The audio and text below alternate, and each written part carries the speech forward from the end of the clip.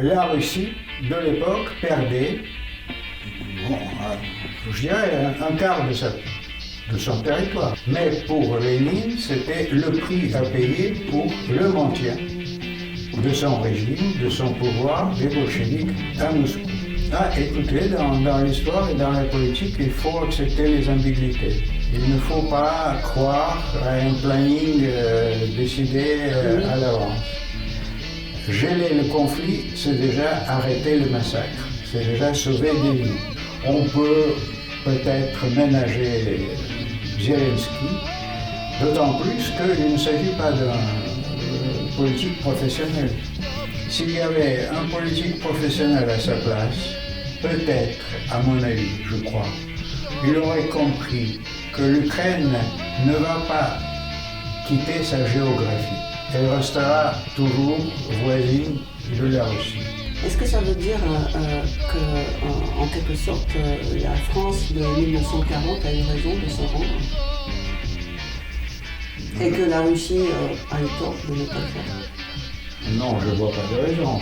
Certainement pas. Parce que si la Russie se rendait, cela signifiait eh bien, le triomphe du nazisme. Le peuple entier est sorti de la Deuxième Guerre mondiale, de la guerre patriotique, était plus jamais ça. Alors que cette nouvelle génération, n'ayant pas connu ce drame, cette tragédie de la guerre, eh bien, elle se servent des moyens militaires comme d'autres moyens de la politique. Il ne suffit pas de se déclarer européenne, tout simplement profitant des noms comme Tchaïkovski, Tolstoï, Dostoïevski ou autres, mais il faut devenir l'Europe.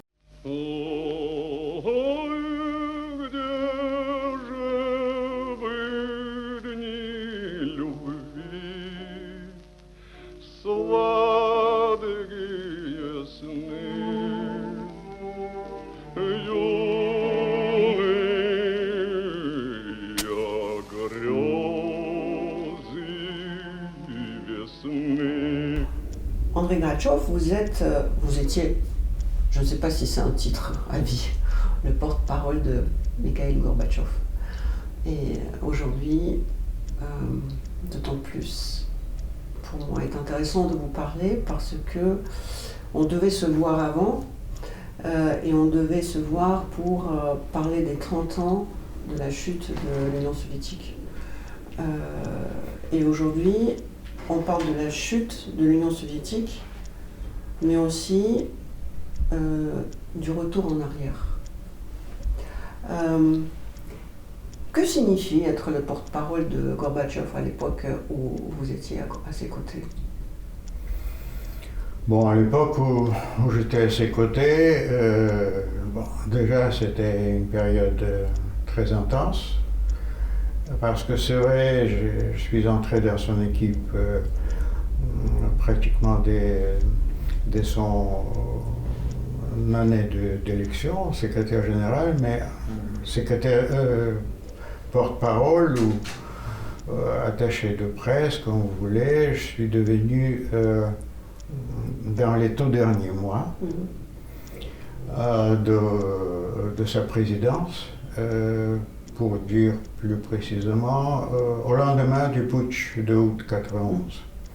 Et donc vous pouvez vous imaginer que cette période, septembre-décembre 91, c'était une période vraiment électrique. Très rock'n'roll, j'y étais.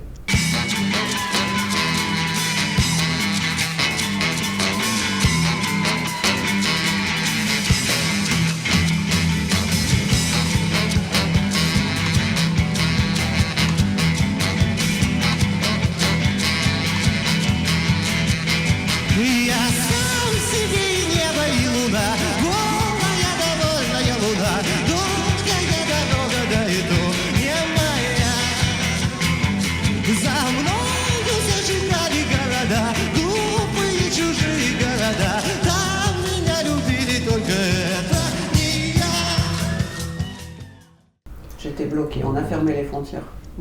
Voilà. Bon, c'était pas que ça. Parce qu'on était vraiment, je sais pas, dans une sorte de l'implosion prolongée. si vous voulez, parce qu'il était évident que après le putsch du mois d'août, l'ancien État n'était plus viable. On ne savait du tout s'il serait encore possible de le maintenir à flot ou en vie. Mais évidemment, pour Gorbatchev, c'était une question cruciale, puisque ce qui se jouait en cette période, c'était évidemment pas son poste, ou la période pendant laquelle il va rester encore au Kremlin, mais c'était le destin de son projet. Est-ce que tout ce qu'il avait engagé 5 ans, 6 ans auparavant va marquer l'histoire de son pays, ou va signaler, après tout, la frontière des changements irréversibles? Est-ce qu'on est allé déjà au-delà du point de non-retour avec tout ce qui s'était passé, bon, après tout, en une période relativement courte dans l'histoire? Donc, ça a été rempli de tout point de vue, politique, émotionnel, économique également. Et voilà, c'était pour moi, évidemment, un moment de l'histoire. C'est vous qui avez annoncé la chute de l'Union soviétique, en fait, la fin de l'Union soviétique. Oui, évidemment, c'était mon rôle comme quelqu'un qui était en contact avec la presse. C'est d'ailleurs dans ce rôle que, bon, comme je rappelle dans mon dernier livre, j'ai réussi à prolonger d'1 jour l'histoire de l'Union soviétique. Parce que, initialement, l'idée de Gorbatchev, c'était d'annoncer sa démission le 24 décembre au soir. Et moi, qui savais peut-être plus que lui un peu le calendrier européen et catholique, je lui ai dit, bon, surtout pas le soir de ce Noël catholique, parce que pour des millions de gens, des familles à travers le monde, c'est une soirée sacrée. C'est les familles qui se réunissent, c'est le sapin, c'est le Père Noël qui apporte les cadeaux pour les enfants. Et donc, vous allez gâter tout ça en annonçant une nouvelle aussi dramatique, la fin de l'histoire soviétique. En partie, ça devait annoncer, comme l'ont dit certains analystes étrangers, la fin politique du XXe siècle. Yeltsin a démissionné le jour de Nouvel An, la veille de Nouvel An. Vous n'étiez pas à ses côtés. Non, bon, pour une bonne raison. Voilà, je ne m'imaginais pas dans ce rôle. J'ai écouté quelques interviews que vous avez données par-ci par-là, et ce qui m'a profondément ému, c'est le portrait que vous donnez de Gorbatchev comme d'une espèce d'un jeune homme qui, enfin même s'il n'était pas jeune, mais il était jeune par rapport à cet hospice intellectuel et physique qu'étaient les gouvernants de l'Union soviétique auparavant. Вот эти вдали. Вот это, лучше. Да, посмотри. Вы попробуйте, как.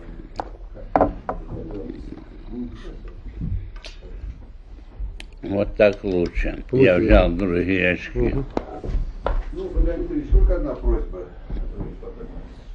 Свободнее и, пожалуйста, побольше, не торопясь. Детям тут можно.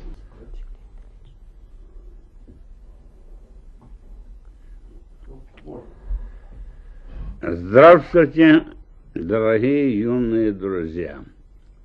Et vous avez évoqué le phénomène de Gorbatchev. Pouvez-vous en dire davantage de ce phénomène? J'ai une petite idée là-dessus, mais votre opinion m'intéresse, et puis je vais vous dire ce que j'en pense moi.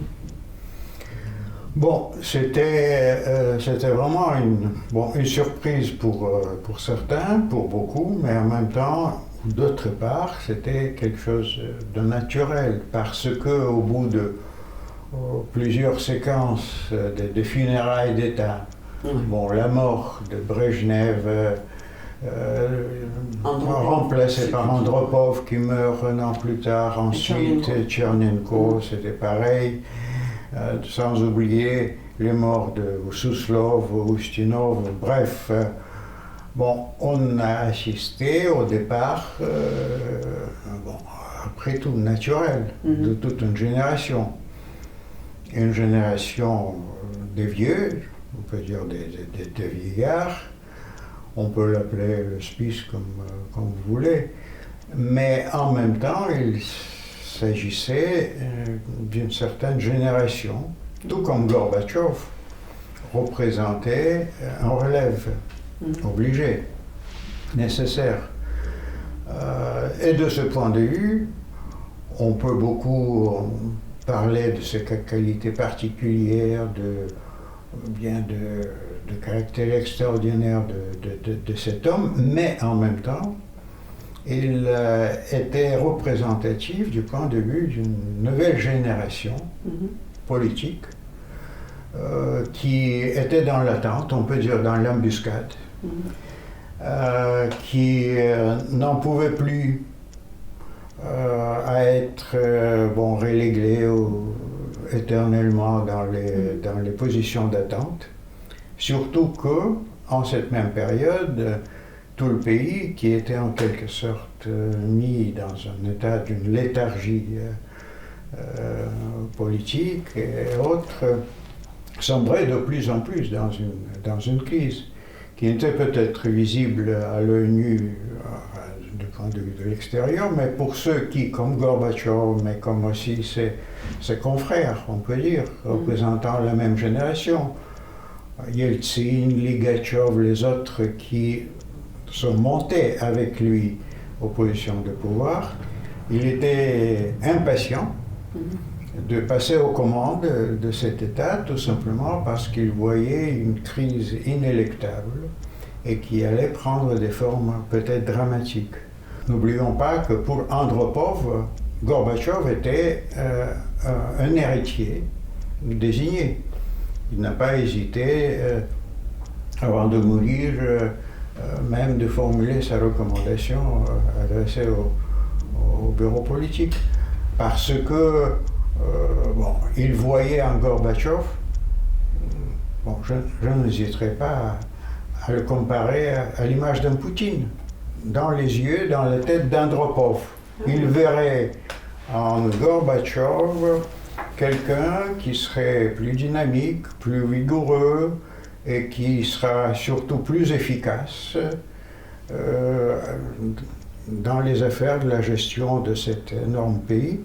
Mais me mettant un peu dans la tête d'Andropov, évidemment, je crois qu'il ne pouvait pas s'imaginer qu'il aurait passé les clés du Kremlin à quelqu'un qui allait 5 ans plus tard démolir toute cette construction historique. Quel est pour vous le trait de Gorby qui a fait s'écrouler ce système?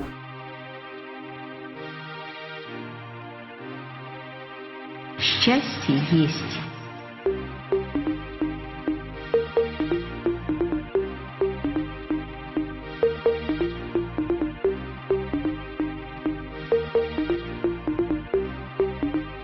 Счастье есть.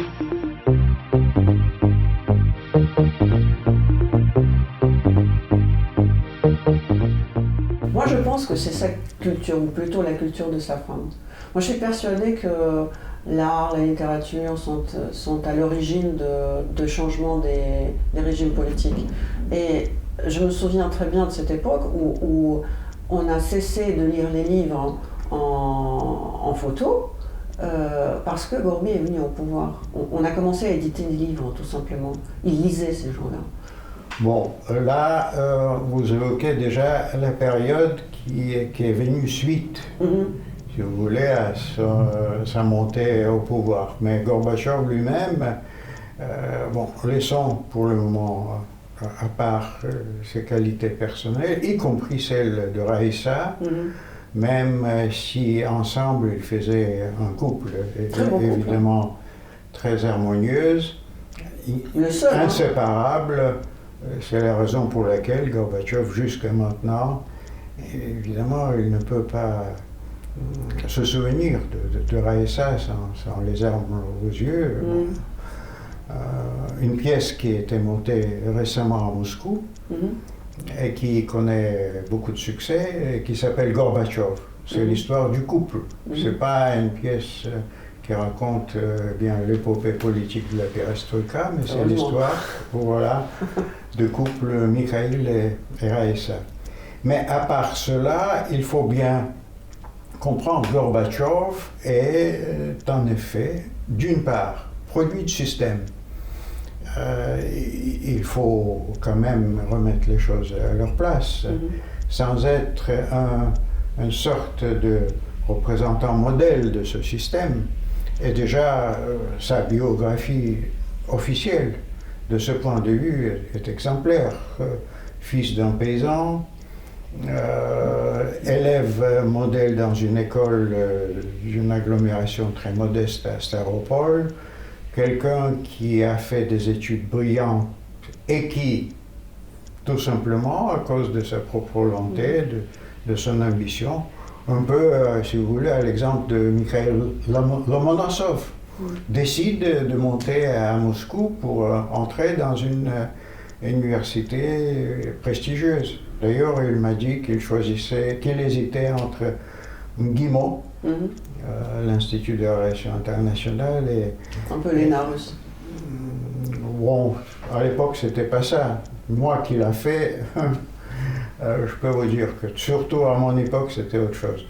Bon, mais la faculté de droit à l'université. Donc, à l'université de Moscou, il est entouré à la fois par les anciens officiers, par les anciens soldats, par revenus de la guerre patriotique, un peu, je dirais, à l'exemple des soldats et des officiers qui étaient revenus de la campagne d'Alexandre Ier, qui pourchassait Napoléon jusqu'à Paris.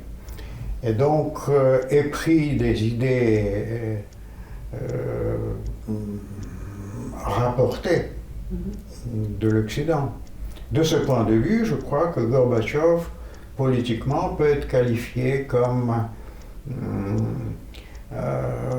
bon, avec toute proportion gardée, ce qu'on peut nommer les derniers zapadniks, les derniers occidentalistes. Bon, un des courants que, évidemment, les lecteurs de livres sur la Russie connaissent bien. Les zapadniks, contrairement aux slavophiles. Mais ajoutons à cela le fait que cette expérience de la déstalinisation khrouchtchevienne l'a mis au sein d'une autre génération, des générations des soixantards, des шестидесятник en russe, c'est-à-dire de tous ceux qui ont cru à la mort de Staline et une fois la déstalinisation, la dénonciation de ces crimes réalisés, ont cru à la possibilité de revenir aux sources pures du projet initial de la révolution bolchevique. Donc, ceux qui avaient espéré de trouver un espace entre Lénine, peut-être Lénine est hypothétique, bon, il est mort à temps, peut-être, pour ne pas donner les preuves du contraire, et Staline, qui a tout gâché, qui a défiguré, qui a transformé le grand projet du socialisme, du communisme, emprunté d'ailleurs de l'Occident. Voilà, en ce cauchemar du stalinisme du goulag. Donc Gorbatchev était tout cela, et voilà pourquoi ses premiers pas politiques, de mon point de vue, ont pris la forme des tentatives d'essayer de revenir le socialisme sur le sol européen. l'arrachant du contexte russe, eurasien, tsariste. En quelque sorte, son ambition était de répéter en Union soviétique le printemps de Prague, rêvé par les réformateurs tchécoslovaques.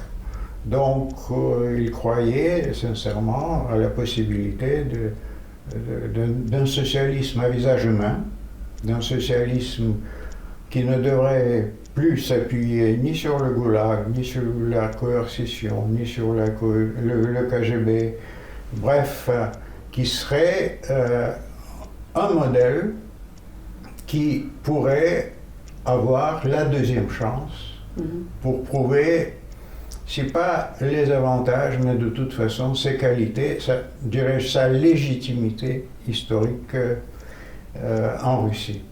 Bon, ça n'a pas duré longtemps, mais c'est déjà une autre histoire.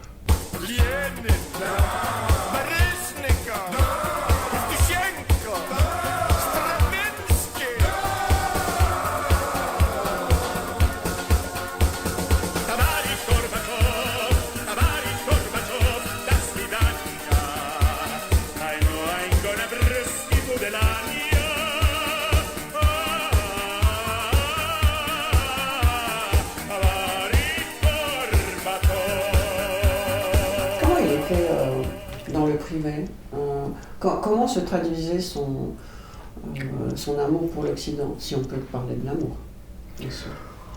Amour, bon, je ne sais pas. Bon, il était bien sûr, avec ses racines paysannes, il était bien sûr un pur produit du sol russe, et donc il restait russe. Il n'était occidentaliste au sens bien de vouloir transformer la Russie, en quelque sorte ce qui était le projet fou de Pierre le Grand, de transformer la Russie en la Hollande aux dimensions d'un continent. Non, il croyait tout simplement que sa Russie, avec son peuple, qu'il connaissait bien, parce que fils de son peuple, avec son état déjà moderne, parce qu'il est vrai que cette société s'est modernisée au prix terrible, au prix des années du stalinisme, au prix des collectivisations, d'industrialisation, de tout cela, mais qui est devenue une société moderne. On peut dire européenne de l'Est, d'accord, sans perdre ses qualités d'être une partie logique, naturelle de la société russe. Mais pour l'Occident, bon, il avait une curiosité, bon, une certaine jalousie, je crois, parce que ce qu'il me racontait dans un de ses déplacements à l'étranger, quand il est allé au Canada comme responsable pour les questions de l'agriculture et qu'il a rencontré là-bas un de ses proches alliés, Alexandre Yakovlev, qui était ambassadeur là-bas, observant eh bien, les champs agricoles au Canada, il disait à haute voix, sans s'adresser à personne, nous, au bout de 50 ans, nous ne pourrons pas atteindre un niveau de cette culture, de cette efficacité. Mais son ambition est bien d'aboutir à ce que son pays rattrape ce retard qui, à mon avis, pour lui était injustifié, était bien naturel. Surtout qu'il croyait que, se basant de gens qui l'entouraient, que bon, on était complètement en capacité à le faire. On n'avait pas besoin d'avoir honte d'être russe parce qu'on faisait partie intégrale de cette Russie sans laquelle, c'est-à-dire sans la Russie, l'Europe ne serait pas complète. Mis à part ces quelques fautes de russe, de prononciation, qui ont fait rire plus d'un, c'était pour moi un seul président russe qui était humain, qui était élégant. Sa femme était réelle et très élégante aussi. Quelle est d'après vous cette incapacité des Russes d'être comme tout le monde, de tout le monde, je veux dire civilisé? Pourquoi à chaque fois ce désir de s'enfermer, de jamais parler de sa femme, de ses enfants, cette espèce de peut-être complotisme, cette espèce de faux mystère qu'on fait autour de sa personne, Poutine typiquement, et tous les autres d'ailleurs. Pourquoi la normalité ne passe pas en Russie? Et d'ailleurs, quelle est pour vous la cause pour laquelle le projet Gorby n'a pas eu lieu? Bon, vous avez évoqué la culture, la lecture. C'est vrai qu'il était bien instruit et de ce point de vue, Raïssa l'aidait beaucoup. Je voudrais rappeler qu'ils se sont rencontrés à l'université. Elle était étudiante de philosophie dans la même université de Moscou. Mais déjà, à la sortie de ses études, quand il est revenu à Stavropol, ils étaient, bon, à mon avis, ils étaient les représentants tous les deux d'une génération curieuse, avide de connaître ce dont ils étaient privés par le système. Une qualité que les Russes n'ont pas. Bon, déjà, je n'accepte pas le terme « les Russes ». Désolé. Voilà. Il y a des Russes, il y a évidemment toutes sortes de Russes, peut-être de ce point de vue. Les Russes, c'est un terme beaucoup plus riche et peut-être plus contradictoire. Qu'un terme, les Allemands, les Français. Non, les Soviétiques peut-être. C'est vrai que la curiosité ne fait pas partie. Mais c'est vrai, il y a les caractéristiques particulières des Russes. Bon, on a évoqué par exemple l'existence à l'intérieur des élites russes, parce que ce qui peut nous intéresser, c'est aussi eh bien, ceux qui représentent la classe la plus dynamique, par qui le changement arrive. Il était déjà à la fois, à mon avis, marqué par une sorte de complexe d'infériorité par rapport à l'Europe. Bon, et ceci date depuis l'époque des tsars, évidemment, parce que la Russie cherchait à rattraper, bon, après tout, ce qui était justifié par son histoire. Les 300 ans du retard historique imposé par la domination tatare et mongole. Et donc, de ce point de vue, la Russie, qui a dû subir cela, qui n'a pas connu, comme la grande partie de l'Europe, évidemment, l'effet libérateur, pas seulement spirituel, mais aussi politique, de la Renaissance ou de la réforme de l'Église. Donc, de ce point de vue, la Russie était marquée par ce complexe à la fois d'infériorité, mais aussi de supériorité, curieusement, par rapport à la Russie, parce que ce conflit entre les églises, lequel représente la vraie Église, le vieux débat auquel ont participé depuis Dostoïevski. Voilà, le conflit entre les orthodoxes et les latins, tout cela était là. Mais ce qui, à mon avis, était et reste un grand handicap, peut-être de ce qu'on peut qualifier une caractéristique de ce célèbre âme russe, c'est le contraste ou la disproportion entre les grandeurs, je dirais mécaniques, ou géographiques, ou spacieuses de la Russie, le plus grand pays au monde, qui n'est pas le plus grand dans les autres aspects. Il n'est pas le plus grand du point de vue de son développement économique, du niveau de vie de ses citoyens. Bon, c'est vrai, il y a eu, il a connu ces moments de gloire qui servaient de soulagement pour cette fierté nationale blessée, en commençant par le rôle qu'il a joué dans la Deuxième Guerre mondiale. Imaginons un moment qu'est-ce qu'aurait été le résultat de la Deuxième Guerre mondiale sans l'apport de 27 millions des Soviétiques.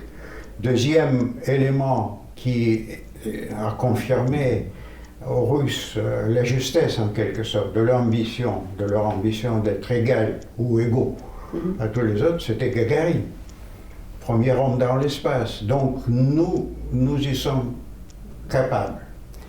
Mais à part cela, tout le reste, évidemment, représentait ce contraste entre la grandeur d'un pays et la médiocrité du niveau de vie de ses citoyens. C'est-à-dire que les Russes sont capables de faire des coups, mais pas... mais je ne sais pas comment expliquer ça. Enfin, Encore une fois, les Russes. Vous voyez, les Soviétiques. On va dire non, pas seulement. C'est pour dire que, à mon avis, on simplifierait la qualification en disant les Russes. Il y a du tout à l'intérieur de ce pays. Ce qui est dommage, si une partie la plus avancée, la plus moderne, la plus prometteuse, la plus peut-être nécessaire pour le pays, actuellement est poussée en dehors. Et donc, de ce point de vue, la Russie, en effet, est privée de son capital créatrice le plus important. Mais à part cela, vous trouverez n'importe quoi. C'est une célèbre formule de Churchill, je crois, qui a dit « La Russie est un pays dont on peut dire n'importe quoi et tout va être vrai ». Donc vous y trouverez tout, mais voilà ce mélange curieux des deux complexes, c'est-à-dire de l'ambition de devenir l'Occident et d'autre part de le dominer à cause de sa grandeur, de sa force et en quelque sorte d'un statut qu'il considère comme mérité, en quelque sorte troisième Rome.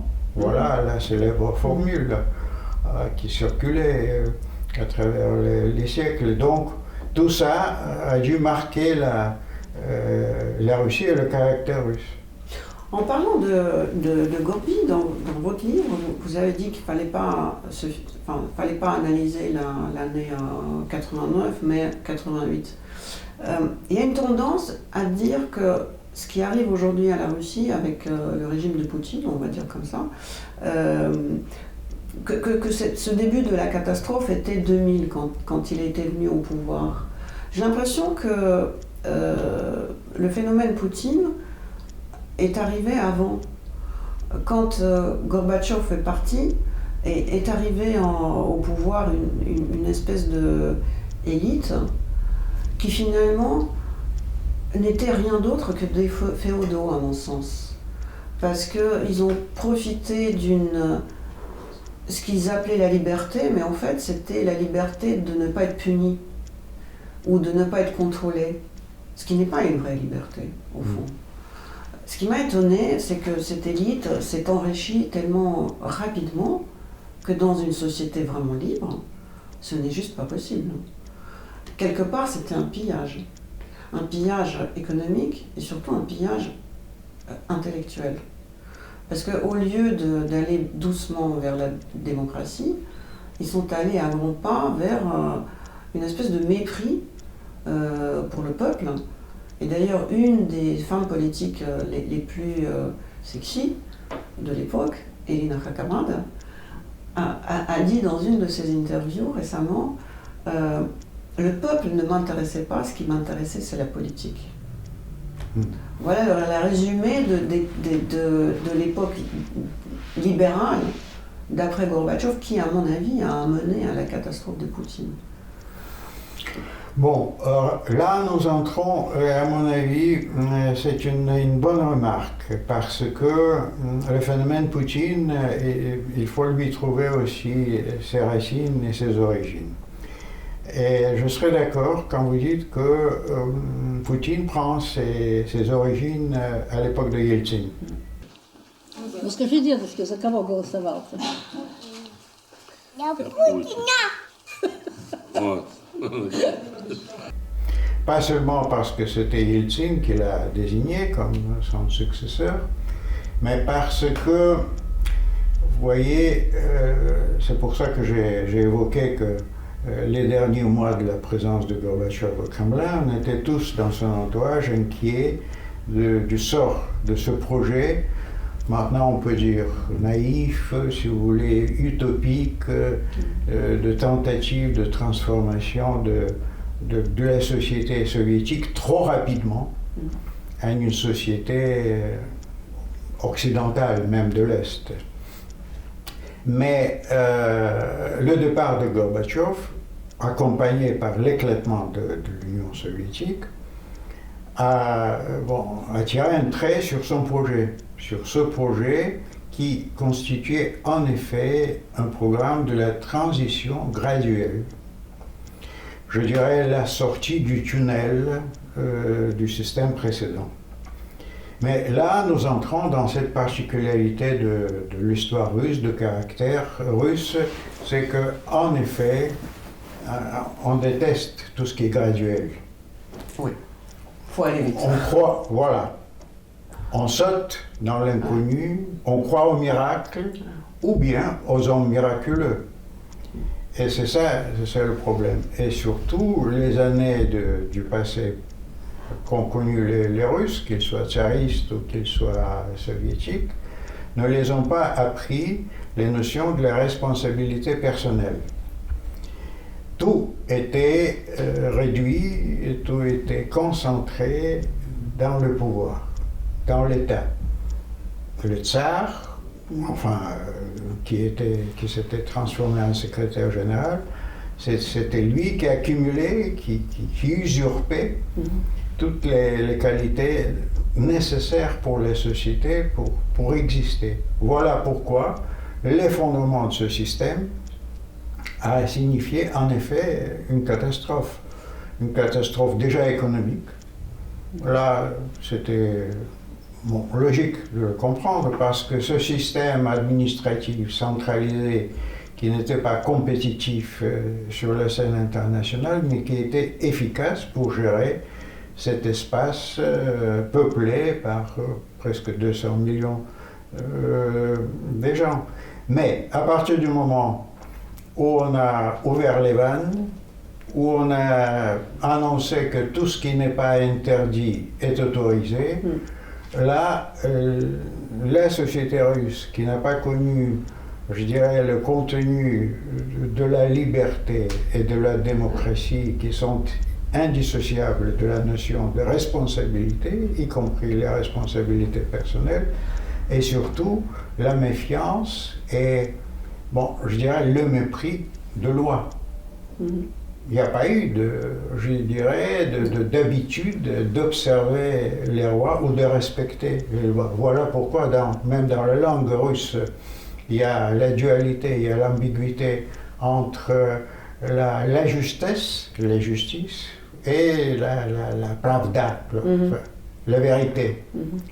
Donc, tout cela est venu s'est monté sur la surface au moment où les structures étatiques, les structures démocratiques n'étaient pas encore suffisamment solides. Yeltsin, pourquoi je le désigne comme le point de départ de cet état sauvage de cette société qui a succédé à l'écroulement, l'effondrement du système soviétique, c'était qu'avec Yeltsin est revenue la notion du monopole du pouvoir.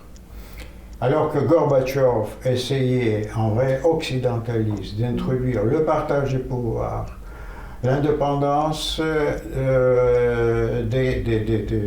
la légalité, le pluralisme de la presse, le pluralisme des opinions et surtout l'alternance, c'est-à-dire la possibilité pour les citoyens de changer, de remplacer leurs dirigeants. Avec Yeltsin, ce qui est arrivé, surtout au lendemain de fusillades qu'il a organisées, de tirs sur le Parlement en 1993,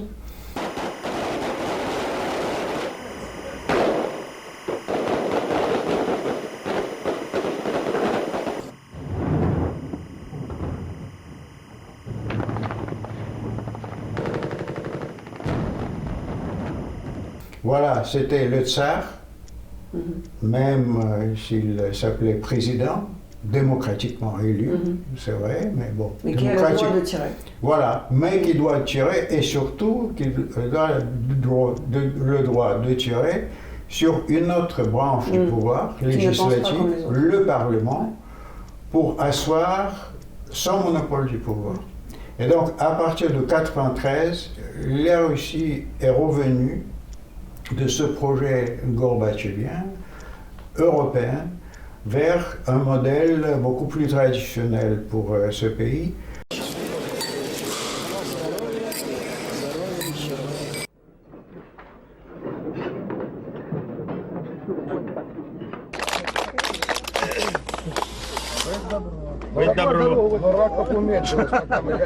Dreifach für Helmut Kohl und Boris Jelzin. So klingen jedenfalls keine Pfiffe weder für den einen noch für den anderen. Nun rauscht ein Bus versehens dazwischen. Der Protokollchef versucht da sich einzuschalten und begibt sich Boris Jelzin rüber an der Straßenseite des Landes. Un modèle du chef suprême qui ne partage son pouvoir avec personne et qui, bon, il profite, il n'hésite pas à recourir à la force s'il est nécessaire d'asseoir ce pouvoir, mais surtout cela, curieusement, a correspondu plus à l'état dans lequel se trouvait la société. Ce n'était pas un régime imposé, parachuté sur la société russe. Dans un certain sens, Yeltsin est devenu un leader plus naturel pour la société russe telle qu'elle était à la sortie de la perestroïka que Gorbatchev. Parce que Gorbatchev, c'était la promesse, c'était une école de la démocratie, mais c'était aussi un prix à payer pour chacun. Et avec Yeltsin, est venu le retour du pouvoir suprême et bon, cela a été suivi fort logiquement par le fait que bon, c'était Yeltsin qui désigne son successeur, en quelque sorte dynastique. Et depuis, pratiquement, même si les autres ex-républiques de l'Union soviétique, Ukraine, même la Biélorussie, bon, sans parler des pays baltes, on passait, on sautait, on franchit la barrière de l'alternance du pouvoir, pas la Russie. En Russie, c'est un peu comme la ligne sur la cardiogramme, et cette ligne est devenue linéaire. C'est les échelons supérieurs du pouvoir qui décident de qui va diriger. Vous dites que Yeltsin a désigné son successeur un peu comme un fils. Il y avait quand même dans cette succession une espèce de règle de mafia, parce qu'il cherchait plutôt la non-agression après son départ. Parce que, est-ce que ça veut dire que son régime était globalement mafieux? Il lui a fallu quelqu'un qui accepterait de ne pas trop le nuire après son départ du pouvoir. Ce que Gorbatchev n'a pas fait, parce que Gorbatchev était clean. Oui, et là nous entrons dans notre aspect de cette catastrophe, on peut dire, que représentait l'effondrement de l'ancien système sans être remplacé par un nouveau modèle, c'est l'économie. En absence de la loi, et surtout en absence de notre aspect sans lequel une économie moderne, une économie de marché n'existe pas, la concurrence. À partir du moment où vous arrivez à un modèle qui, d'une certaine façon, ça peut être paradoxal, représente la convergence. Parce que convergence, un terme qui a été rêvé même par les dissidents soviétiques, voilà, mais qui, dans leur tête, avait l'image de réunion des aspects positifs du société capitalisme avec l'efficacité de marché et avec la justice sociale réalisée ou assurée ou annoncée par le système soviétique. Alors que là, c'est une convergence des aspects les plus noirs, les aspects mafieux de deux côtés.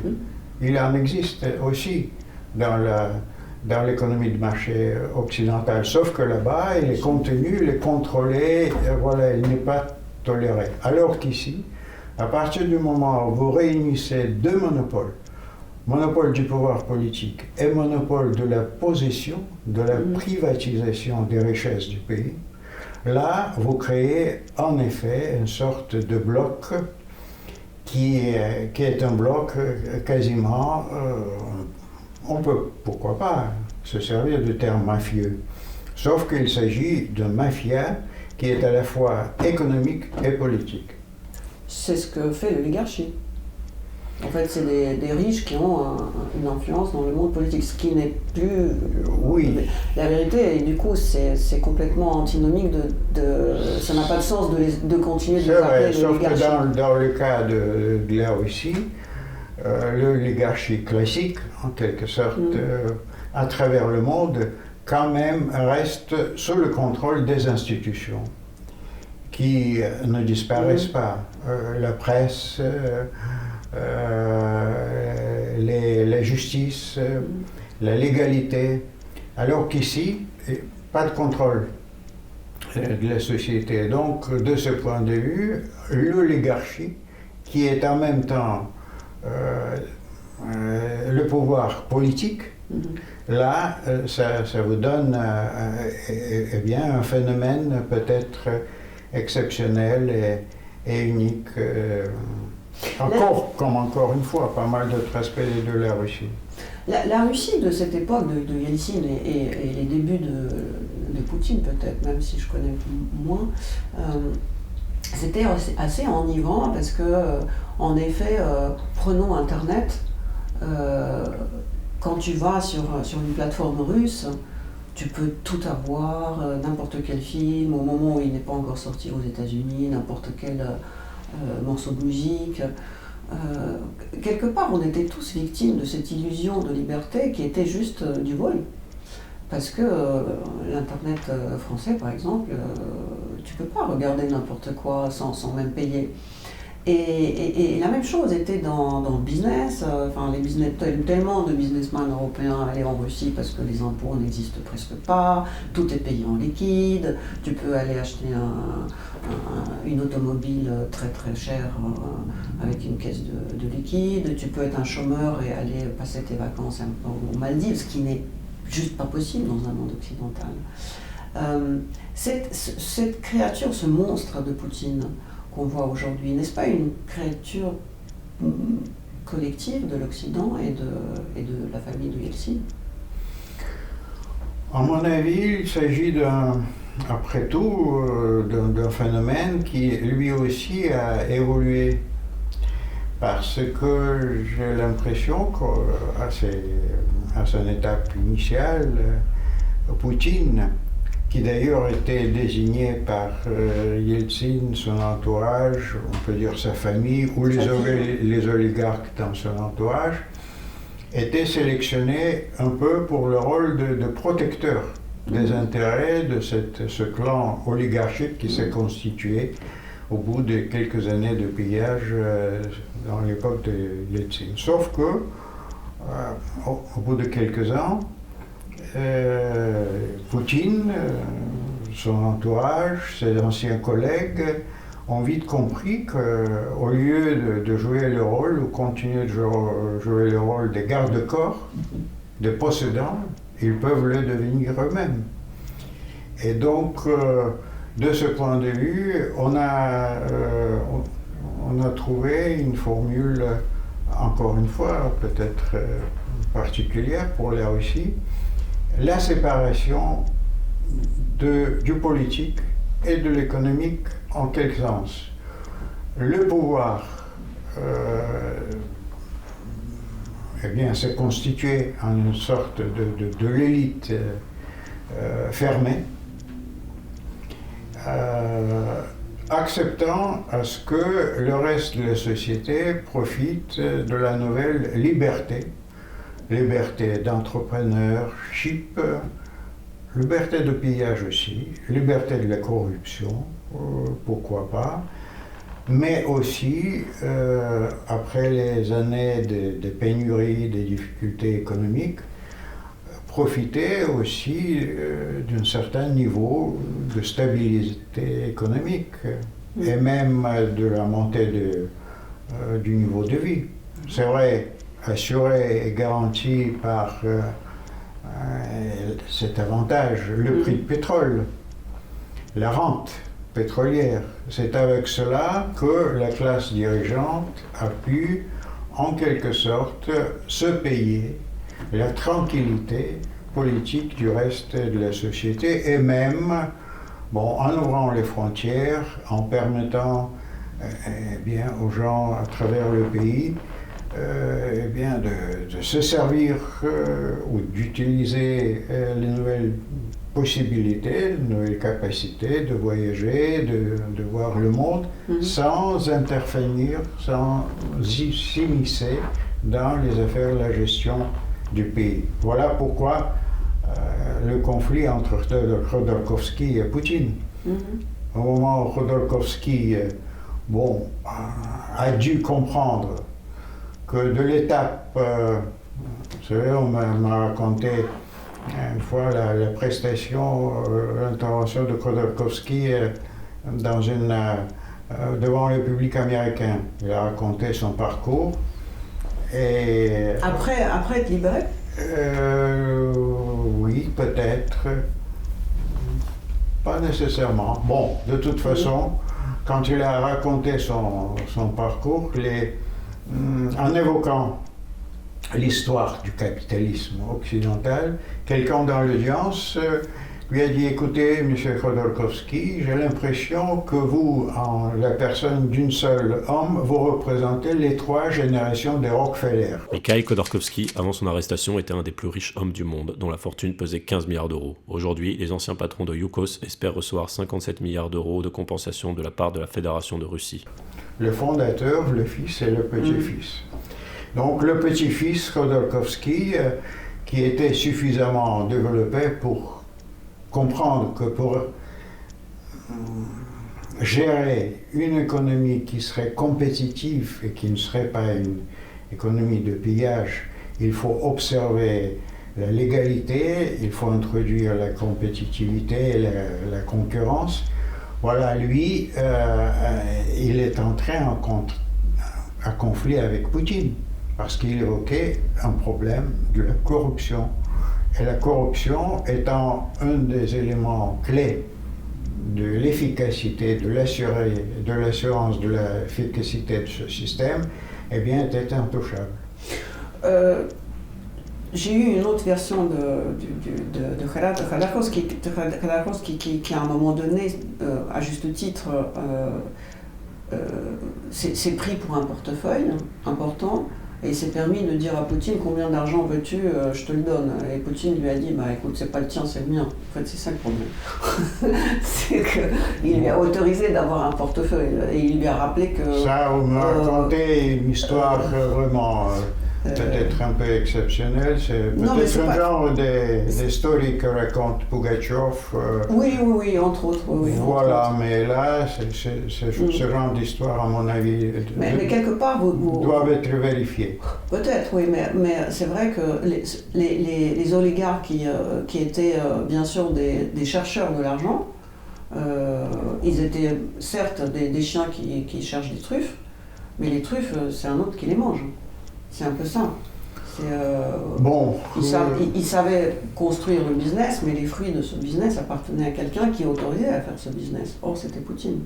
C'est vrai que Poutine en est un des représentants actuels, mais en principe, qu'est-ce que vous voulez? Au bout de 20 ans de présence au pouvoir, de pouvoir non partagé, de pouvoir non contrôlé, même si vous étiez à cette place, je ne sais pas si vous en sortirez non changé.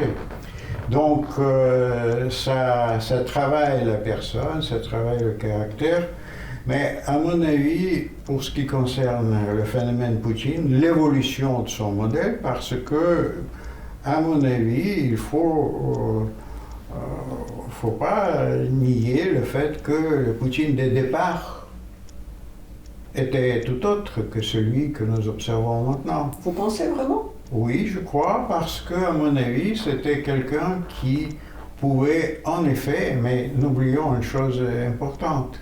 Poutine du départ, c'était Poutine à la tête d'un pays faible, d'un pays en crise, d'un pays qui avait besoin d'un soutien, d'un parrain, d'une assistance occidentale. Mais peut-être aussi Poutine qui croyait en sa capacité, pourquoi pas, de moderniser son pays pour faire ou pour jouer un rôle comparable à ceux de ses partenaires occidentaux. D'où, par exemple,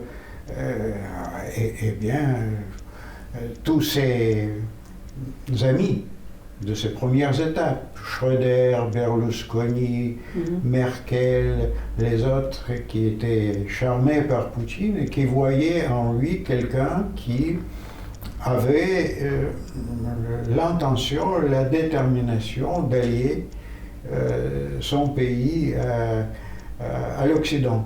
N'est-ce pas? D'où, après tout, c'est connu.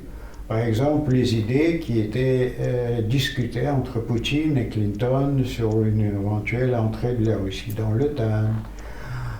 D'où, par exemple, le discours de l'époque qui présentait la Russie comme un partenaire naturel de l'Europe, qui attend de l'Europe l'aide dans sa européanisation. Mais tout cela, à mon avis, avant que l'évolution du modèle poutinien, la consolidation de cette classe, je dirais des monopolistes du pouvoir, mais aussi de la propriété, a découvert qu'il ne suffit pas de se déclarer européen, tout simplement profitant des noms comme Tchaïkovski, Tolstoï, Dostoïevski et autres, mais il faut devenir l'Europe. Et devenir l'Europe, c'est-à-dire accepter la primauté de la loi, l'alternance du pouvoir, la possibilité d'être remplacé au pouvoir par quelqu'un d'autre, et c'est ça qui est devenu les facteurs non acceptables pour le pouvoir qui, avec les années, a voulu se conserver par tous les moyens. Et se conserver par tous les moyens, cela a dû obligatoirement pousser cette classe dirigeante de la Russie vers l'opposition. L'opposition à l'Europe qui est présentée comme une menace, pas comme une menace militaire. Personne à Moscou ne redoute une invasion de l'OTAN ou de l'Union européenne. Mais menace du point de vue de l'exemple, menace comme une sorte de changement de régime provenant d'une révolution type Orange en Ukraine. Bref, une menace pour le changement de régime de son intérieur. Ne pensez-vous pas que le drame est dans cette phrase que vous avez dit, que Merkel et Schröder et je ne sais plus qui d'autre étaient charmés par Poutine. Berlusconi était charmé par Poutine. N'est-ce pas cette naïveté de l'Europe d'être charmée par l'ancien de KGB? Pourquoi cette espèce de toujours admiration devant les anciens espions que d'ailleurs on voit sur la télévision aujourd'hui? On ne peut pas être un ancien. On est soit mort, soit en exercice. Et Poutine, simplement, est revenu. N'exagérons pas. Je dirais, ne soyons pas trop mais en fait, des lecteurs ou des observateurs. Il est juste revenu au bercail, Poutine. Il a fait revenir tout le pays au bercail. Non, ce n'est pas le fait qu'il a été un sous-officier ou un lieutenant-colonel du KGB que voilà, ça a été programmé, y compris jusqu'à la guerre en Ukraine actuellement. Pas du tout. Bon, après tout, George Bush, père, était chef de la CIA aux États-Unis. Donc, de ce point de vue, vous pouvez avoir l'évolution de la personne en fonction et surtout sur la base des intérêts. Regardez plutôt les intérêts que, je dirais, le label ou le CV Oui, du mais personnage. sauf Sinon, ça aurait été trop simple. Oui, mais sauf que quand vous êtes au service secret, vous réfléchissez en tactique, pas en stratégie, parce que votre cervelle est comme ça. Et d'ailleurs, Bush, dont vous parlez, c'est la même chose. C'est la tactique, il n'y a pas de stratégie. Poutine, c'est pas un stratège. Ce qu'il fait, c'est du non-sens. C'est juste bombarder, envoyer la chair à canon. Là, nous sautons un peu, voilà, une étape, oui. les étapes. En effet, parce que si vous voulez me dire que tous les politiques occidentaux, juste par le fait qu'ils ont fait l'ENA, ils en sortent des grands stratèges, je ne serais pas d'accord. Donc, vous trouverez tout le monde. Donald Trump n'a pas été agent de la CIA ni de la FBI, mais c'était un désastre pour l'Amérique et pour la démocratie américaine. Et on ne sait pas, heureusement, qu'est-ce que ce serait produit aux États-Unis si Trump n'était pas suffisamment contrôlé par les institutions du pays. Donc, de ce point de vue, moi, ce qui m'intéresse plus que l'origine de carrière de Poutine, que les intérêts de son entourage, de la classe qui s'est constituée autour de lui. Et il est vrai, de ce point de vue, que cette classe est composée avant tout de ses anciens collègues. C'est une autre particularité de l'histoire russe, même soviétique, que nous cessons de vivre, parce que on a commencé par l'effondrement de l'Union soviétique, mais moi j'arrive à la conclusion que finalement cet effondrement, cette chute de l'Union soviétique n'est pas terminée. Il est en train de durer pendant 30 ans. Et les convulsions de l'éclatement de cet État, de cet énorme État, elles prennent les formes différentes en Biélorussie, au Kazakhstan, en Ukraine, maintenant, les formes les plus violentes. Mais l'effondrement de l'Union soviétique est aussi la difficulté de sortie de cette mentalité soviétique, beaucoup plus que la mentalité du KGB, parce que vous voyez, moi qui après tout a fait une certaine période de ma vie dans les parcours du parti, je sais que depuis Khrouchtchev, ce qu'a été une des premières décisions des dirigeants du parti, c'était pas seulement de fusiller Beria, qui était le grand méchant après Staline, mais c'était mettre le KGB à l'époque, ou la NKVD et tout, sous le contrôle du parti. Alors qu'avec l'effondrement de l'URSS, plus de contrôle politique d'une instance comme le parti. Un grand paradoxe de l'État actuel, c'est que du temps de l'Union soviétique, un Brejnev ou même un Dropov ne pourrait pas prendre une décision de cette dimension et de ce dramatisme comme la guerre en Ukraine, tout seul, comme a pu le faire Poutine. Ils étaient entourés par le bureau politique, sans parler des autres caractéristiques. Il s'agissait des gens qui ont fait la guerre, qui ont connu qu'est-ce que c'était et qui étaient conscients de ce que, après tout, l'humeur, je dirais, le serment avec lequel le peuple entier est sorti de la Deuxième Guerre mondiale, de la guerre patriotique, était plus jamais ça. Alors que cette nouvelle génération, n'ayant pas connu ce drame, cette tragédie de la guerre, eh bien, ils se servent des moyens militaires comme d'autres moyens de la politique. Qu'est-ce que les Russes n'ont pas fait pour qu'il n'y ait pas le gel de ces 30 ans au fait, on n'a pas achevé le communisme. C'est presque symbolique que Lénine est toujours pas sous terre, et on ne l'a toujours pas enterré. Et c'est presque son cadavre qui ressort encore Il y a un artiste russe, Kulik, qui a dit le jour où on va enterrer Lénine, on va se débarrasser de cet héritage. Bon, si c'était aussi. C'est symbolique, bien sûr. Mais aujourd'hui, par exemple, le président Zelensky en Ukraine parle dans des termes assez durs d'une espèce de décommunisation qu'il veut faire en Ukraine, ou illustration, comme on dit. Un terme assez violent. Est-ce que vous pensez que c'est parce qu'on n'a pas fait cette illustration, et d'ailleurs comment on aurait pu la faire, ou cette espèce d'illustration que l'Allemagne nazie a fait? Est-ce qu'on aurait dû aller chercher... le phénomène de la Russie, c'est que la moitié de la Russie était dans les goulags et l'autre la surveillait. Enfin, il fallait quasiment illustrer la moitié du pays. Peut-être pas physiquement, mais moralement. Est-ce encore possible? Est-ce encore nécessaire? Non, là, c'est une version trop, à mon avis, trop superficielle. Oui, bien sûr, mais c'est pour ça que vous êtes là, c'est la mienne. En commençant par l'enterrement de Lénine, si c'était aussi facile que cela.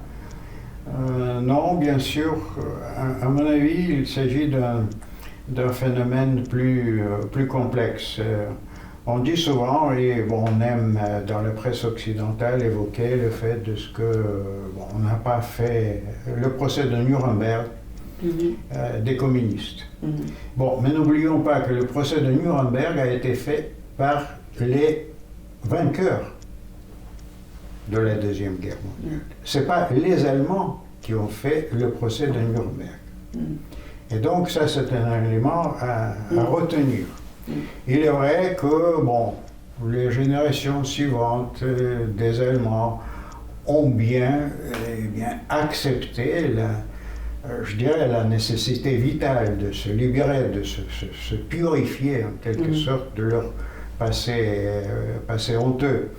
Mais d'autre part, si on revient en arrière, et si on regarde par exemple les films documentaires de l'époque de Hitler, on voit la nation entière qui était emportée par le projet nazi. Donc de ce point de vue, ça serait trop simple. Et en plus, comme vous dites, qui trouvait comme des juges pour un procès sur le communisme, parce que le communisme, dans pas mal de ses aspects, était un virus qui a attrapé, qui s'est introduit au sein de la société. Et un grand paradoxe...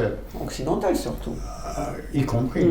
Et au grand paradoxe de la société russe actuelle, c'est la nostalgie. C'est la nostalgie pour l'époque soviétique. Pour certains, c'est la nostalgie pour la grandeur d'un pays qui était la deuxième superpuissance mondiale. Pour les autres, c'était la nostalgie pour l'époque qu'ils n'ont pas connue. Ils n'ont pas connu la pénurie et les magasins vides, mais ils ne cessent d'évoquer la gratuité de logement, la gratuité des soins médicaux. Mais c'est parce que la société est vieillissante. En France, on regrette éternellement De Gaulle. Enfin, c'est parce que Oui, en France, on regrette Napoléon plus que De Gaulle. Voilà, en oubliant enfin les quantités de millions des morts, que les années Napoléon ont coûté à la nation française. La nostalgie, c'est pas un sentiment national, c'est un sentiment humain. Donc, de ce point de vue, ce qui m'intéresserait, c'est effectivement, Gorbatchev voyait dans son projet de la perestroïka, et surtout vers la fin de son projet, beaucoup plus le projet de la révolution culturelle que tout simplement un projet... J'ai commencé par là, j'ai dit, voilà, politique. c'était le seul éclairé dans toute cette succession des ivrognes, des pilleurs et des guébistes, mais Gorbatchev était quelqu'un de très sympathique. Comment vous expliquez le fait qu'il était, je dirais pas détesté par les Russes, mais trahi par les Russes il est détesté, n'hésitons pas le terme. Mais là, il y a pas mal d'explications parce que, après tout, la partie de la société qui a pu apprécier, qui a pu profiter de la perestroïka était quasiment très réduite, très infime. La perestroïka n'a pas apporté des miracles, enfin, elle n'a pas distribué le pain gratuit, elle n'a pas apporté immédiatement l'amélioration du niveau de vie, c'est-à-dire elle ne s'est pas transformée en un miracle.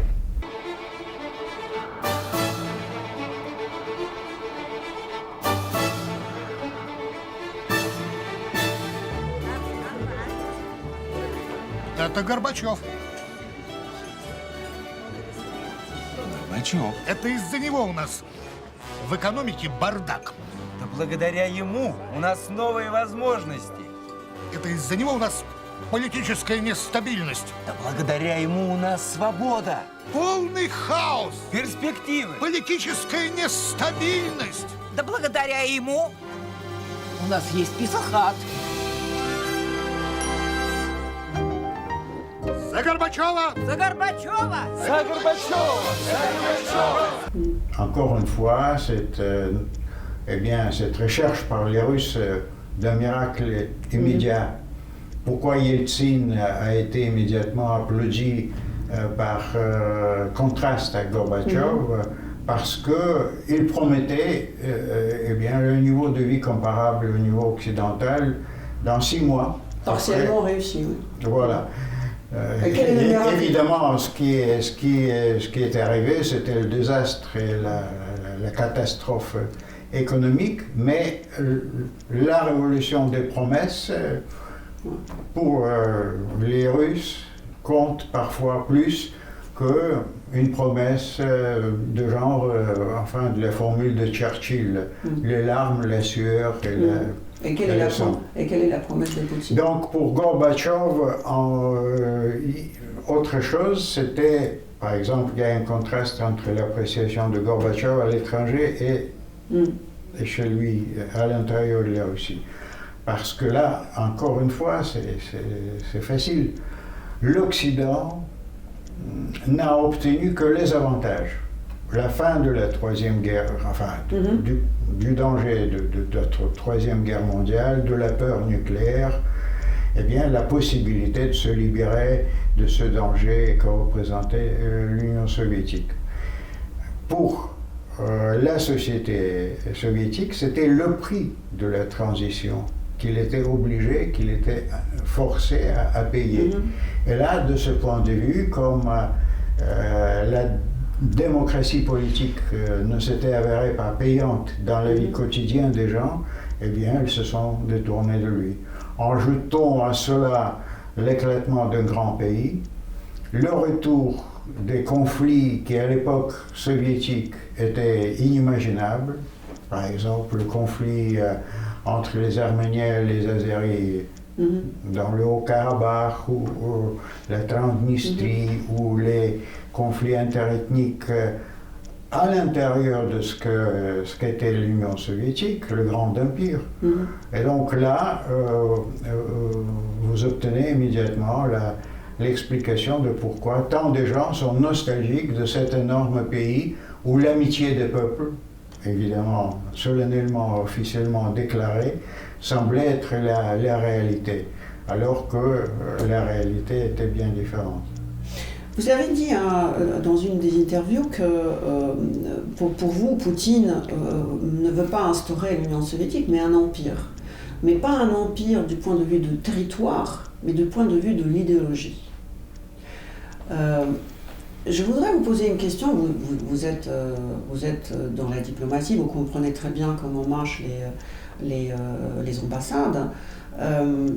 Ne trouvez-vous pas qu'aujourd'hui on parle tellement de russophobie? Moi personnellement, je n'ai pas senti ça. Au contraire, il y a beaucoup plus de clients, par exemple ici. Mais on fait comme une espèce de spéculation de oh là là, on va nier la culture russe. Et en même temps, la culture russe était toujours une espèce de... où les centres culturels russes étaient toujours des espèces d'appendices de l'ambassade et des centres d'influence.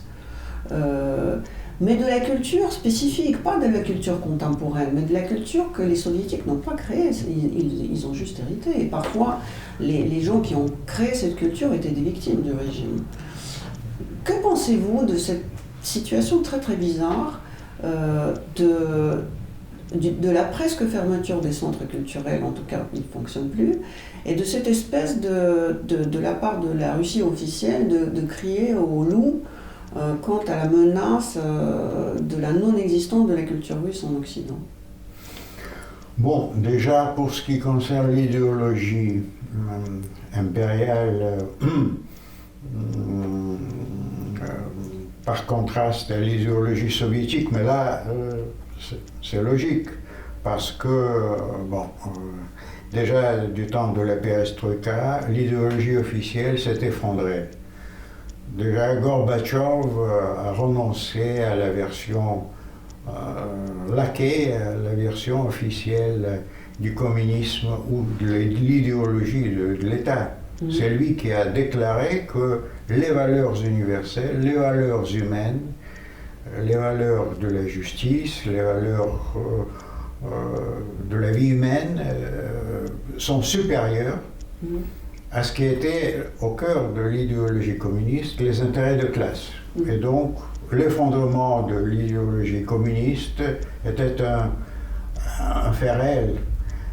Alors, vous êtes en présence d'un vide spirituel, idéologique, parce que l'Église, la religion, à travers les années du pouvoir soviétique, étaient pratiquement chassées du quotidien de la population. Maintenant, quand Poutine est en train de reconstituer cet ensemble que représente la Russie, même si elle est amputée des parties importantes de l'ancienne Union soviétique, même s'il ne cesse de dire que celui qui ne regrette pas l'Union soviétique n'a pas de cœur, et celui qui essaie de le reconstituer n'a pas de tête, c'est-à-dire que formellement, il renonce à l'idée de la reconstitution de l'Union soviétique. Mais reconstruire un État russe qui serait organique, qui serait, je dirais, naturellement, en quelque sorte, harmonieux entre le système politique et la société, a besoin d'une idéologie. Quelle idéologie? S'il n'y a pas d'idéologie soviétique, communiste, qui faisait le ciment de moins en moins solide à l'époque soviétique, alors reste le nationalisme.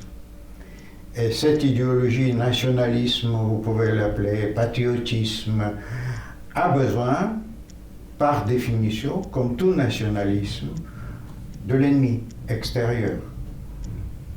Vous ne construisez une forteresse plus solide qu'une forteresse assiégée. Et donc, vous avez besoin d'opposer votre nationalisme ou de le mettre en concurrence, en compétition, peut-être en rivalité avec les autres. D'où cette recherche, cette victimisation de la Russie, cette recherche de la soi-disant russophobie. Moi non plus, je ne comprends pas très bien qu'est-ce que ça peut signifier. Je suis descendant d'immigrés russes. La balalaïka, c'est ma vie, c'est mon métier. C'est un instrument merveilleux que j'enseigne ici au conservatoire Rachmaninov. Aujourd'hui, les gens font l'amalgame et donc tout ce qui est russe n'est pas bienvenu. Nous essayons, malgré la situation, de continuer à pratiquer notre art. Arnaud Frilet, actuel dirigeant du conservatoire Rachmaninov, proche du président Poutine et son ami Kadyrov, a déclaré dans Le Monde « Depuis 3 siècles, l'Ukraine, la Biélorussie et la Russie, c'est un même peuple. Les Ukrainiens sont des Slaves orthodoxes russophones. Or, depuis 20 ans, la russophobie se développe en Ukraine dans une société très pauvre, corrompue et tenue par les oligarques. Pourquoi interdire la langue russe ? L'influence polonaise s'accroît dans l'ouest de l'Ukraine. Il n'est pas étonnant que les déclarations les plus violentes viennent de Pologne. » je me suis retrouvée il y a une semaine dans une situation très très bizarre, parce qu'on fêtait le 9 mai, enfin je sais pas, on faisait la commémoration, parce que la fête, c'est pas un mot exact, hein. Et j'entends de la part des Russes une vieille chanson que la France s'est rendue et finalement était l'esclave de Hitler, pendant que nous, on a libéré l'Europe et on va jusqu'à gros mots vis-à-vis de la France. Et en même temps, aujourd'hui, il y a l'Ukraine qui traite presque des mêmes mots vulgaires, la France et l'Allemagne, parce qu'au moment où ils attendent une attaque massive contre la Russie de la part de l'Occident regroupé, ils entendent la position de la France et de l'Allemagne un tout petit peu sur les pointes des pieds. Les Allemands ne veulent pas envoyer les armes qu'ils ont promis, et Macron dit faut surtout pas vexer les Russes, comme si on était à l'époque de la Première Guerre mondiale et qu'il s'agissait de Versailles. Et c'est quand même pas la même situation aujourd'hui. Donc, d'après vous, qui Macron ne veut pas vexer en disant qu'il ne faut pas vexer les Russes, et pourtant les Ukrainiens meurent concrètement, et pourquoi, au moment d'un tournant dans la guerre entre la Russie et l'Ukraine, Macron parle du fait que l'entrée de l'Ukraine en Europe va prendre des dizaines d'années? C'est pas le moment. Oh, pas dans ces termes. Bon, là, vous posez plusieurs questions. Oui, c'est-à-dire que la dualité, aujourd'hui, la France n'est pas aimée par les Russes et non plus par les Ukrainiens. Commençons par, la tonalité des déclarations actuelles des Ukrainiens. Bon, moi, franchement, je serais, en quelque sorte, presque plus prudent, plus ménageant à leur égard, puisque, après tout, il s'agit, si vous voulez, déjà d'un État victime de l'agression et de tentative de la destruction, et de ce point de vue, il est vrai qu'il y a une sensibilité justifiée, qui peut prendre des formes qui peuvent blesser même ceux qui veulent du bien à ces Ukrainiens. Par exemple, quand Zelensky critique les Allemands pour le fait qu'ils sont hésitants pour leur envoyer les armes, ou traite de tous les maux des dirigeants allemands. Il y a une certaine arrogance, mais moi j'ai des difficultés pour critiquer Zelensky en état actuel dans lequel il se trouve. Je peux le comprendre, parce que derrière cela, nous assistons à un phénomène assez douloureux, même pénible. Finalement, qu'est-ce qu'a provoqué Poutine par son action contre l'Ukraine? Il provoque l'apparition de la nation ukrainienne. On peut dire l'État, mais je dirais au sens plus large nation, parce que jusqu'à là, il y avait des difficultés même dans la définition de qu'est-ce que c'était la nation ukrainienne. Il y avait l'Ukraine de l'Occident, il y avait l'Ukraine russophone, il y avait l'Ukraine au milieu des deux.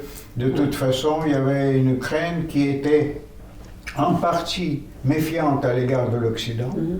Une proportion importante de l'opinion publique ukrainienne, il y a encore quelques années, était négative à l'égard de l'entrée de l'Ukraine dans l'OTAN. Mais à partir du moment où vous avez ce processus qu'ont connu les autres pays, la formation d'une nation et la résistance à une force extérieure, c'est peut-être un phénomène, une des plus efficaces pour la constitution de cette nation. Là, vous pouvez observer toutes sortes d'excès, toutes sortes d'exagérations, et c'est pour cela qu'à mon avis, on peut peut-être ménager Zelensky D'autant plus qu'il ne s'agit pas d'un politique professionnel. S'il y avait un politique professionnel à sa place, peut-être, à mon avis, je crois, il aurait compris que l'Ukraine ne va pas quitter sa géographie. Elle restera toujours voisine de la Russie. Elle restera à l'intérieur de l'Europe. Elle ne va pas devenir Mexique ou Canada, bien voisine des États-Unis. Et surtout, je serai à sa place plus méfiant à l'égard de, je dirais, la solidité du soutien, de solidarité des Américains. Alors que maintenant, Zelensky se comporte comme s'il a assumé de fait ce que les Russes lui reprochent, la fonction d'une sorte de mercenaire des Américains dans la guerre de proxy contre les Russes. Ce qui est une aberration, ce qui est une exagération, à mon avis, ça ne dessert pas les intérêts de l'Ukraine, même si émotionnellement, si vous voulez, je peux les comprendre. Maintenant, Macron, là encore une fois, je crois que même avec le deuxième mandat du président, il reste un président jeune. Il reste un président qui peut-être n'a pas suffisamment la stature, la solidité, peut-être l'expérience stratégique. Vous avez évoqué les faiblesses stratégiques de Poutine, mais c'est pareil pour Macron. C'est pas le moment, évidemment, quand les Ukrainiens croient qu'ils ont gagné au prix de leur souffrance, au prix du sang, au prix des millions des victimes, la reconnaissance par l'Europe de leur place dans l'Union européenne, c'est pas peut-être le plus opportun de leur dire, de leur rappeler que, écoutez, la Turquie a bien déposé sa demande il y a 30 ans et ça n'est pas encore réalisé. Mais il y a un autre aspect qui me préoccupe dans cette situation, c'est que là, avec cette position, Macron affaiblit le poids de l'Europe comme un allié naturel, logique et important de cette même Ukraine, tout comme le partenaire de la Russie. Parce qu'en faisant cette déclaration, à mon avis, Macron a raison de penser, peut-être pas la raison de le dire publiquement, mais la raison de penser à une période d'après la guerre, et peut-être à une période d'après Poutine, parce que après la guerre et après Poutine, ni la France ni la Russie ne vont pas disparaître de ce monde. Et donc il ne faut pas maintenant compliquer la perspective de la reconstruction, recousure de ce qui est après tout le tissu naturel du continent européen, qui ne coïncide pas avec les intérêts des Américains. C'est pour cela que Macron a raison de tracer la distinction entre la position de la France et de l'Europe et le va-t-en-guérisme des Américains, une certaine va-t-en-guérisme des Ukrainiens, même si, les deux, pour les uns c'est juste un intérêt stratégique égoïste, pour les autres c'est le cri de douleur, d'une nation blessée. Tout à l'heure, vous avez dit que le procès de Nuremberg a été fait pas pour les Allemands eux-mêmes, mais par les vainqueurs. Dans cette guerre, il y a une version où on gèle, on fait semblant, on appelle à Minsk III, on fait en sorte que les Ukrainiens l'acceptent, même si je ne vois pas comment ils vont faire. Et dans ce cas-là, on va geler encore pour 30 ans une situation qui va ressortir comme là, ce qu'on évoque. On n'a pas enterré l'Union soviétique, on n'a pas enterré cette espèce de monstre. Et si on gèle cette situation telle qu'elle est, on ne va pas faire le procès de Nuremberg. Donc, qui peut être le vainqueur qui va mettre fin à ce monstre, d'après vous ? Ah, écoutez, dans l'histoire et dans la politique, il faut accepter les ambiguïtés. Il ne faut pas croire à un planning décidé à l'avance.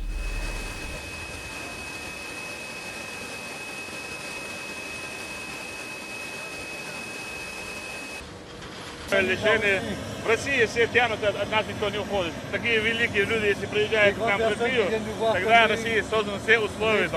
И поэтому мы очень рады, что он прилетел, нашел возможность к нам пройти в гости. Спасибо большое. Et donc, moi, j'aime beaucoup voir ces peuples avec cette fierté.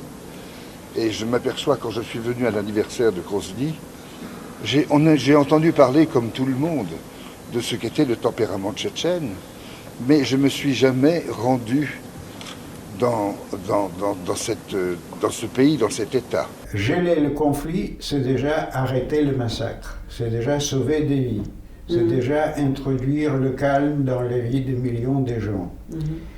Mais c'est aussi accorder une sorte de la pause nécessaire pour la réintroduction du facteur politique, du facteur diplomatique, du facteur de réflexion, du facteur du jeu des intérêts économiques.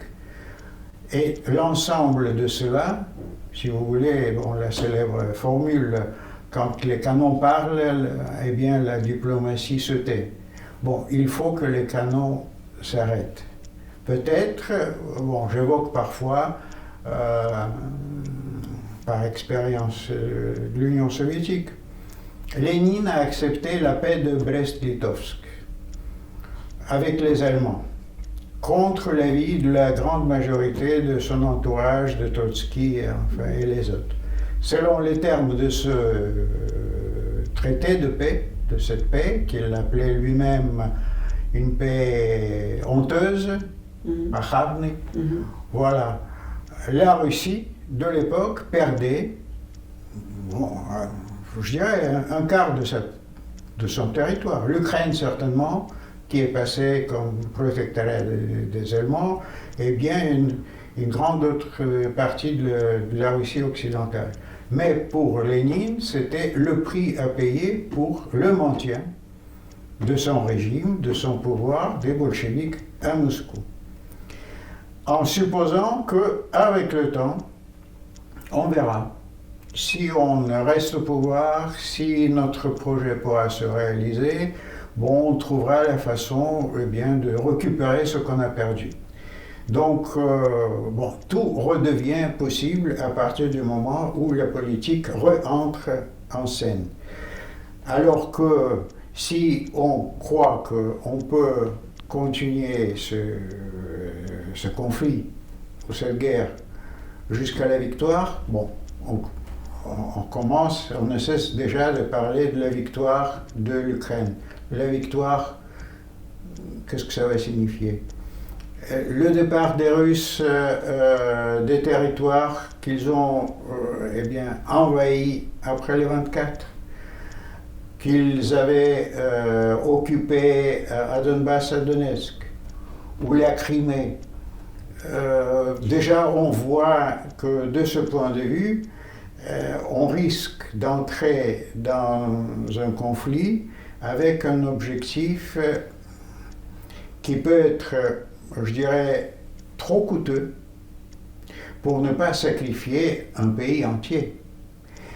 Et sans oublier un autre danger qui est bien là et que l'Europe ne doit pas oublier, c'est qu'une Russie qui est humiliée, et de ce point de vue, Macron a eu raison de penser à ce terme, peut-être pas nécessairement le prononcer, devient un facteur et une force plus dangereuse qu'il ne l'est actuellement.